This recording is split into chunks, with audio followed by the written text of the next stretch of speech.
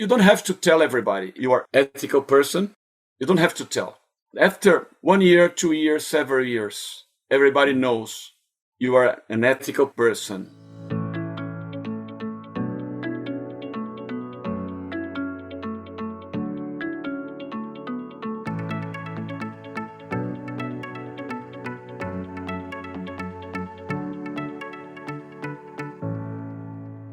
I'm Aoife Devitt, and welcome to the 50 Faces podcast, a podcast committed to revealing the richness and diversity of the world of investment by focusing on its people and their stories.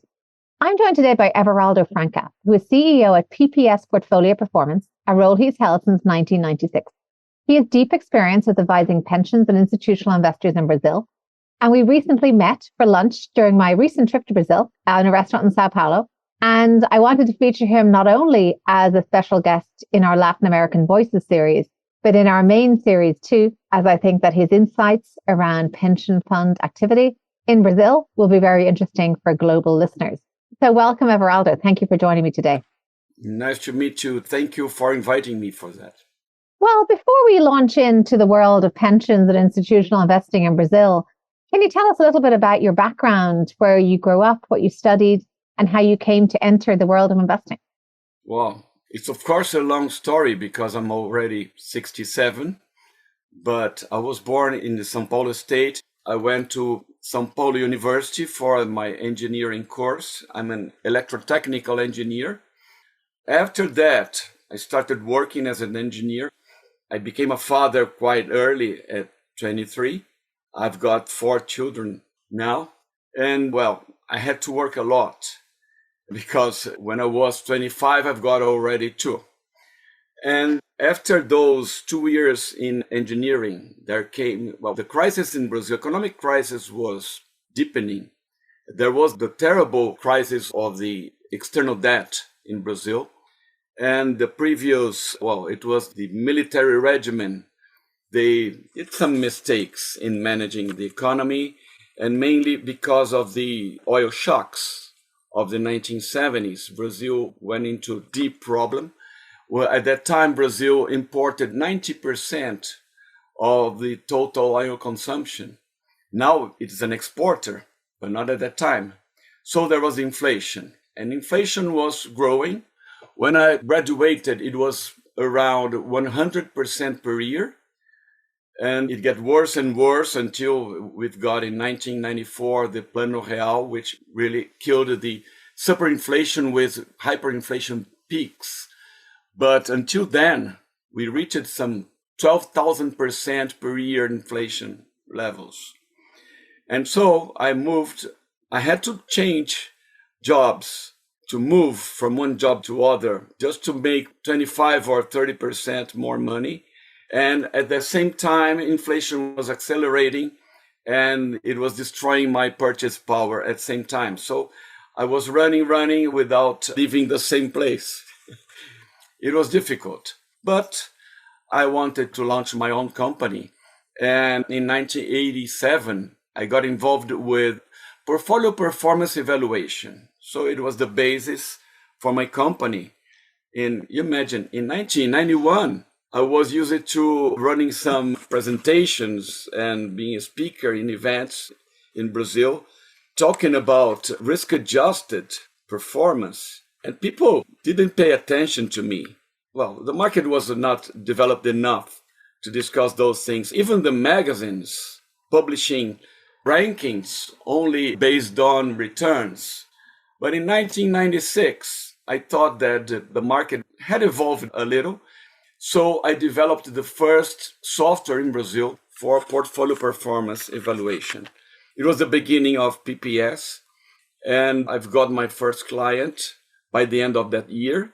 First of all, what a fascinating trajectory. And interestingly, I was reflecting as you shared, I've recorded over 400 podcasts now with industry professionals, and we often speak about entering finance as if it's a choice, that there are many other choices, and that this is a choice that's stacked up and we chose it for cerebral reasons. And I often think we don't talk about choosing finance because it pays the bills and because it is a well-earning career, and often life's necessities require that. I think, it's refreshing to hear that with young children and having to work and the urgency behind that, because I think it is something we often don't talk about. And equally, the burden of pursuing a master's degree alongside and working alongside household responsibilities, family responsibilities, that's not a joke either. And I think that being able to reckon that sometimes it is not just about the piece of paper, but about the learning, that's learning the material can be the goal in itself. So I want to just thank you and note that how rare it is that we hear that kind of whole picture behind a degree and behind a career, not just the motivation. Well, let's get back now to when you started PPS within a commodities company and they suggested you not leave, but do it within their walls. Can you tell us how that evolved and how it compares to what it is today? My first client in November 96, which was my former boss at Banco Bandeirantes. They've got a pension fund there, and they wanted my software for performance evaluation. In 1999, we worked for Petros, for example, which is now the second biggest pension fund in Brazil. By chance, I'm an independent member for the investment committee for Petros nowadays. It is very, very hard, the beginning, showing your name, to build a name. But now we've got some 70 clients. We are considered an important company here. And it's not an easy environment because we have to compete with big multinationals in the same industry. And there's a local good competitor as well. When I was 28 and I started teaching at university here in Brazil, I wanted to learn how to speak for great publics. And I was so afraid that it was a terror for me, my first class. My hands were shaking. I had to put them inside my pockets so the students couldn't see I was shaking. After 2 weeks, 1 month, I had the complete dominion over the class. So it was pretty good to learn and to get confidence to speak for publics. It was pretty good, but teaching helps a lot on it. Well, there was actually a mutual friend, Jim Maloney, who's been a guest on this podcast some time ago that I think made your acquaintance at a conference international and it was great to put us in touch down there. You mentioned the work you started doing with the public funds. Could you paint a picture for us of the public fund and institutional investor landscape in Brazil? Okay. Give us a feel for its size, how it compares to its neighbors as well. Nowadays, in terms of GDP, percentage of GDP, it is shrinking. It's been in the past 17%. Now it's around 12 to 13%. The vast majority of pension funds here, not the biggest ones, but in number, are the private pension funds. Those ones sponsored by private companies, mainly multinationals, even Brazilian ones, but mainly multinationals. They're small. And there are sometimes management changes and the new CEO comes and say, well, it's not our business managing a pension fund. Let's close it. Let's take this plan and deliver to a bank or to another structure. So the market has been shrinking. But you see, Brazil now has a 15% per year basic interest rate established by the central bank, with an inflation around 4%, 4.5%. So it's a huge real interest rate now in 2025. So it's a pretty good year for the pension funds, but there's a problem here. I must send you my last article published here in a local magazine, where I'm talking about managing for the medium to long term and being charged for the short term. It is terrible all around the world. But even in Brazil, it's worse because we are still addicted to short-termism because of hyperinflation. And you see, our basic interest rate is not a prefixed one-year interest rate. It is an overnight interest rate. It comes from that story. And so everybody charges the pension fund managers, the participants charge them for, they're always comparing to those overnight interest rates. Whose fault is this? The pension funds, because they must give financial education for the participants. So they are able not to behave this way. But the system is really, really concentrated, of course, in fixed income. But what is the problem? Is the mismatch between assets and liabilities, because the assets are attached to a one single working day interest rate, and liabilities may be 10, 15 years duration. And so if and when Brazil fixes this present problem with the fiscal policy, we may have more decent interest rates. And then they're going to look around and say, well, what are we going to buy now? And there will be nothing to buy because everything will be more expensive. So you see, markets are booming this year in Brazil. Our Ibovespa index is up around some 32% today for the year. Oh, it was a bad year in 2025. Okay, but the previous ones were good. And so we must train the participants.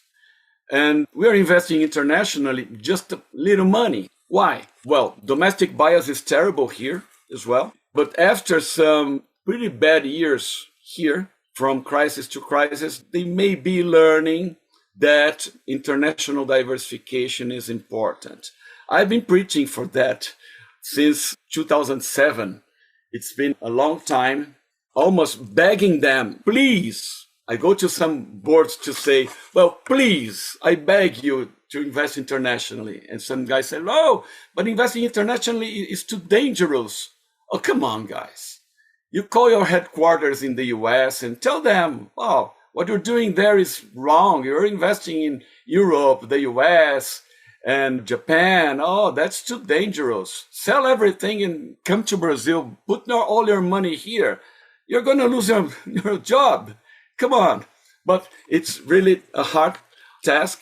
But one of the roles of the consultants is to educate their clients. So I think that I am paid by my clients even to tell them they are wrong. If they don't like that, okay, they can fire me, but I feel my obligation to tell them when they're wrong. It's very interesting that you say that, and in terms of the international investing, because what I would have said and thought was that given the potential weakness of the currency there, the real, that investing abroad in hard currency and, well, in dollars and euro would have been a nice boost or hedge against depreciating currency, because that's certainly been the case for many UK pension funds. Has that been the case? First of all, their liabilities and their lives are in local currency. So they see the FX or the US dollar as a different asset. And they see the dollar as something volatile. In fact, what is volatile is our currency. But what they see is the dollar as something which is volatile. And this year, the real appreciated 14% face to the dollar. And the short-termism says that, wow, it was a bad movement to have international investments this year. But that's the way they think. That's a great clarification. And also just in terms of defined benefit, defined contribution, and maybe who are the other institutional investors in Brazil? If you could just maybe help a little bit with that, as we have had some people from Chile on the podcast describing the Chilean pensions landscape. And if it is defined contribution in Brazil, do they invest as broadly as they could? Well, yes, mainly defined contribution. You see, defined benefit plans, they only invest internationally the excesses, superavits, because what they want to do is to match assets and liabilities. And here we do have those inflation-linked bonds, even for long terms. The longest now, I think it is 2060. I'm not sure. We've got already 2065. But we are used to running those cash flow matching optimizations for them. But if they have money in excess, they can invest into different things. But defined contribution plans, they are free to invest into different things. They don't have to run cash flow matching programs. And they do different things. Even, for example, investments into infrastructure and timberland, private equities, and so on. But there's another problem, because many of them built profiles structures. So the participant can choose into the conservative or moderate or aggressive profile, which is a problem because they are able to choose and to move among the profiles once a year or twice a year, and they try to trade.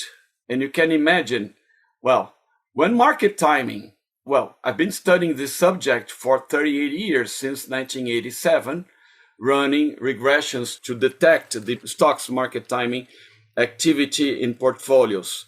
I can tell you that I've seen in 85% of the cases, professional managers lose money when practicing market timing here in Brazil. I've got several stories about important managers, big managers inside big conglomerates losing their clients' money doing that. But, well, you can imagine a non-professional, which is the participant, trying, looking at the rear mirror and trying to move. Oh, now the stocks are up, so I'm going to move to the aggressive. Now it's down. Oh, I'm losing money. I'm going to be conservative. And so they lose money doing that.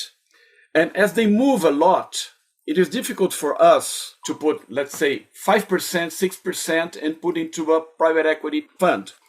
Because when they move money from, let's say, where should I allocate this investment? To the aggressive? Okay. And when people move from the aggressive to the conservative, 5% could become 30%. And I would be beyond the legal limits, even the investment policies limits. It is a problem. So it's not easy to manage that. But I'm talking about the closed pensions industry, which are the pension funds. There is another system, which is for the municipalities and states, which are public entities. By the way, I'm the chairman of the board for the Sao Paulo city system. And those structures follow a little bit different legislation. But their governance is, some 20 years late compared to the governments for pension funds in Brazil. So they're not as developed. And you can see small cities. There is a bank now that went broke in Brazil. Several of them had a lot of money invested into that bank. You can imagine how.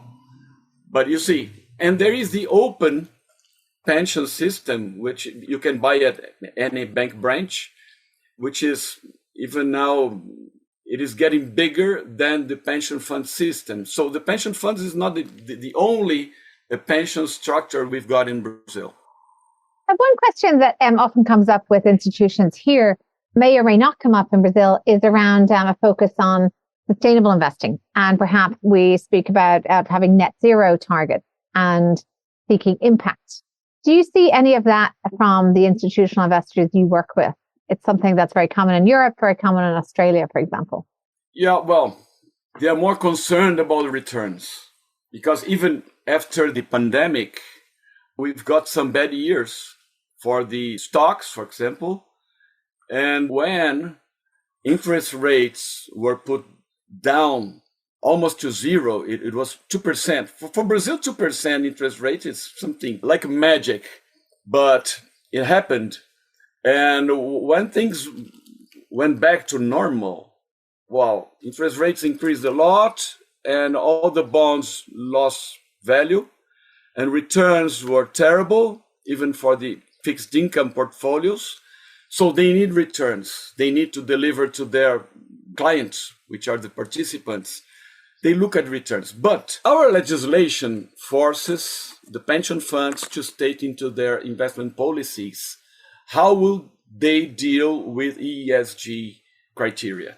And so I've got some clients looking at it, but it doesn't give the way to the investments. It's only something else to look at.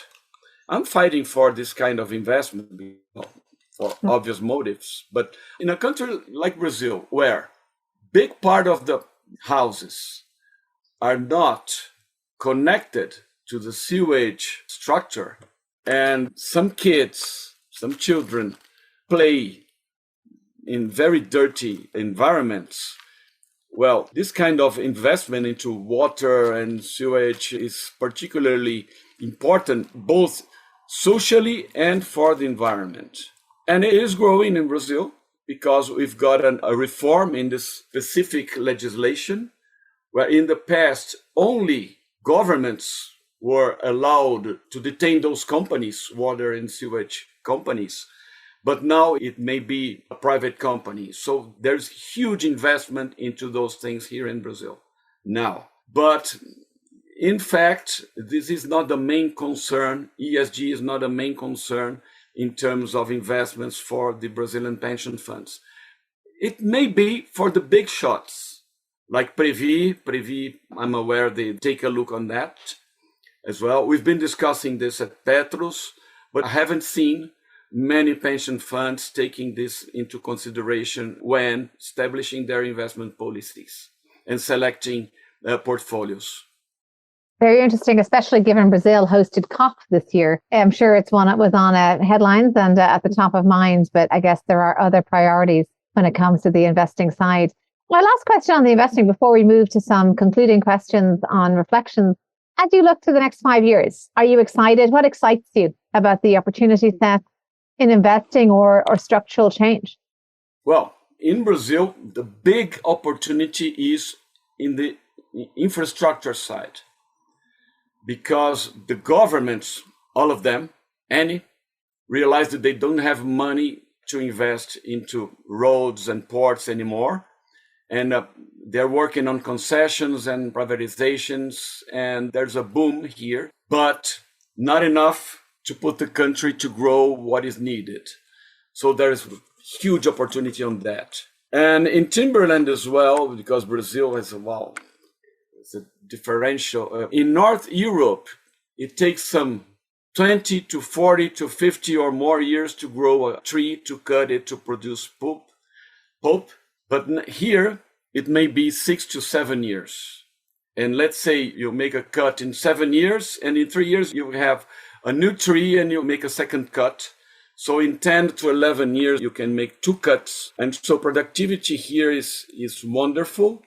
We've been investing, my clients, under our advice for 12 years, and we are quite happy with the returns, with the results, and we are following on that.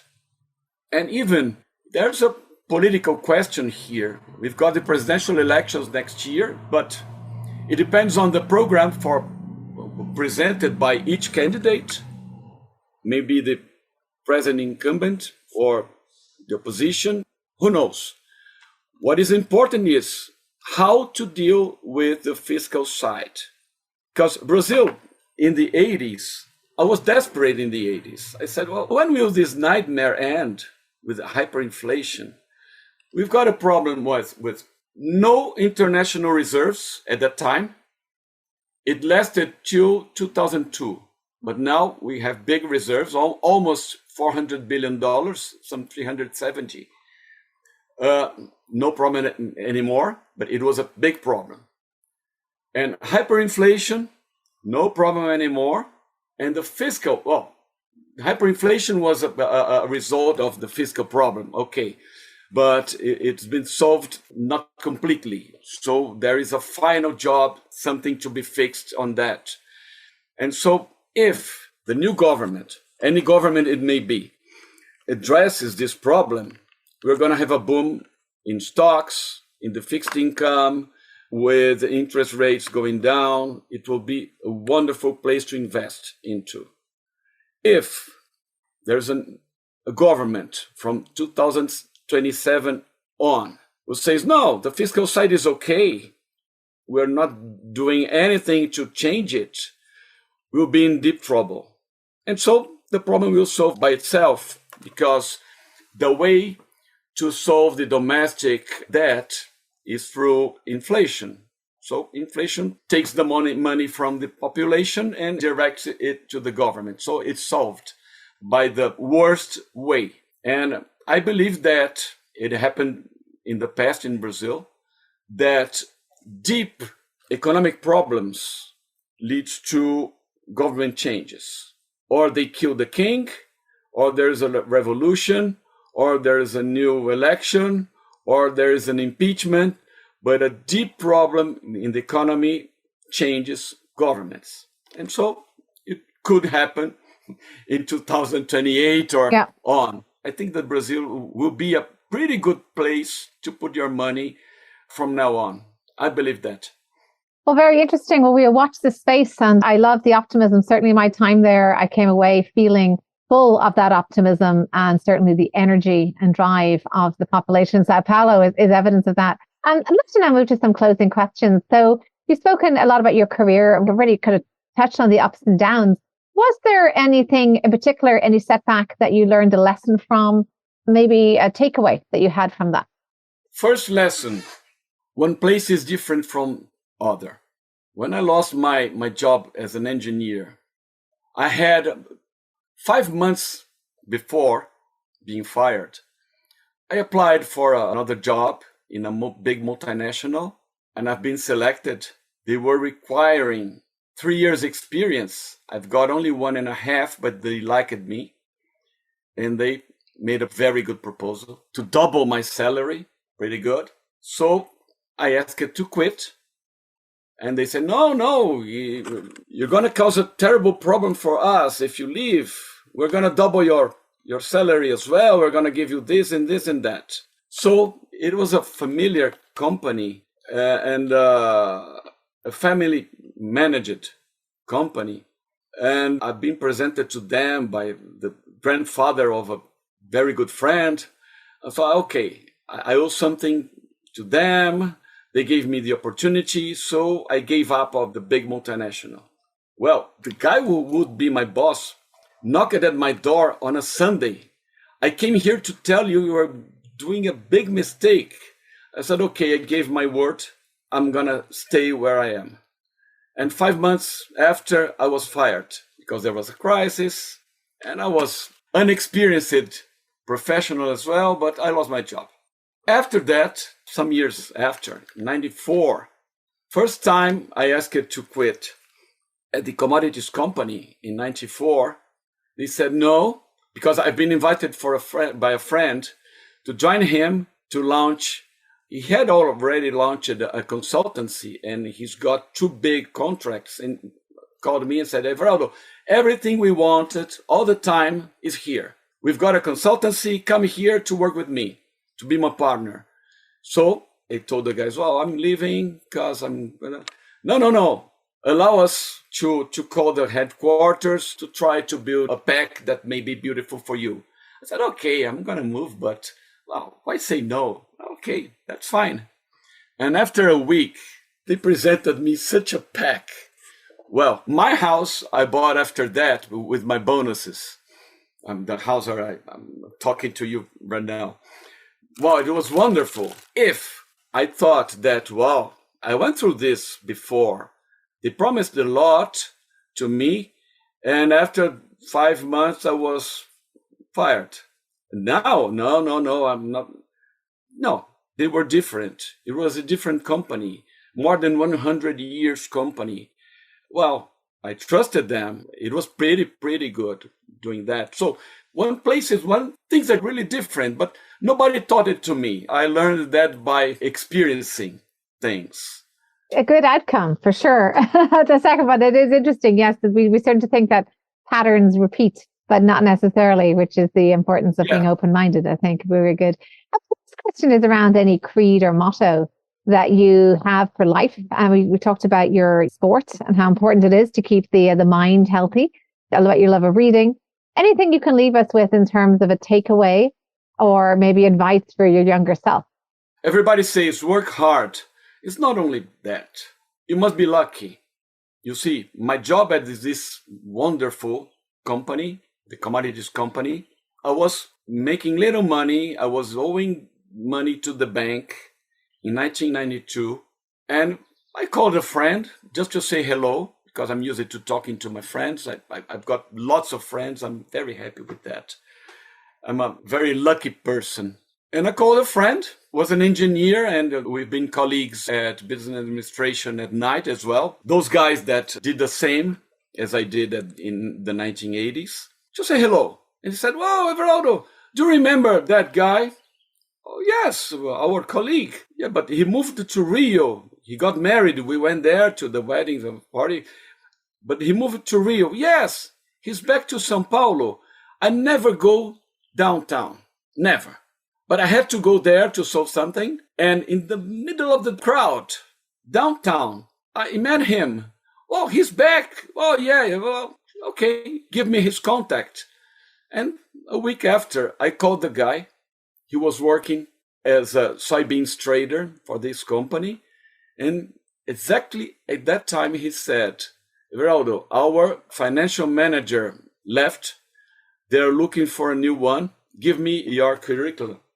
So he indicated me there, and I was hired for my best job ever at that time. And so they even lent me some money to pay the bank, what I owed to the bank. So you must be lucky as well. But of course, your diplomas, the place where you studied, your university, your way to fight. And there's another thing. They always ask at me, I've got this characteristic. They always ask you in an interview, how do you behave under pressure?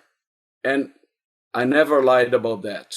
Well, under pressure, I work much more. My productivity multiplies by 5 or 10. I enter the alpha state. It helps a lot. And keeping your mind cool in crisis. Not be desperate. When everybody's desperate, you keeping your mind clear and not getting desperate makes the whole difference. And another point, you don't have to tell everybody you are an ethical person. You don't have to tell. After 1 year, 2 years, several years, everybody knows you are an ethical person. It makes a difference in the market. I know several non-ethical people in the Brazilian market. They are in my list of asset managers, the vetoed list. And everybody knows everything. There is nothing wrong you can do that nobody will know. Somebody will know one day. So ethics, work, and information. You must read a lot all the time. You must be able to discuss any subject at any time. It is impossible to be a specialist in anything, in China and Korea and in iron ore. Okay, but you must have an opinion on everything. It helps a lot. Well, fantastic words of wisdom there, Everaldo. And I really appreciate the humanity with which you have laced this entire conversation. It is not only the story of a career, it is the story of a life. It is the story of a country that was the backdrop to that life and the backdrop to some of those career choices.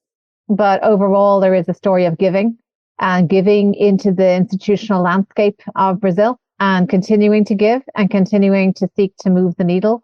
And you are giving us this insight here through this podcast, helping us to learn, helping us to be more informed. So thank you so much for coming here and sharing your insights with us. My pleasure. Good to see you. I'm Aoife Devitt. Thank you for listening to the 50 Faces podcast. If you liked what you heard and would like to tune in to hear from more inspiring investors and their personal journeys, please subscribe on Apple Podcasts or wherever you get your podcasts. This podcast is for informational purposes only and should not be construed as investment advice, and all views are personal and should not be attributed to the organisations and affiliations of the host or any guest.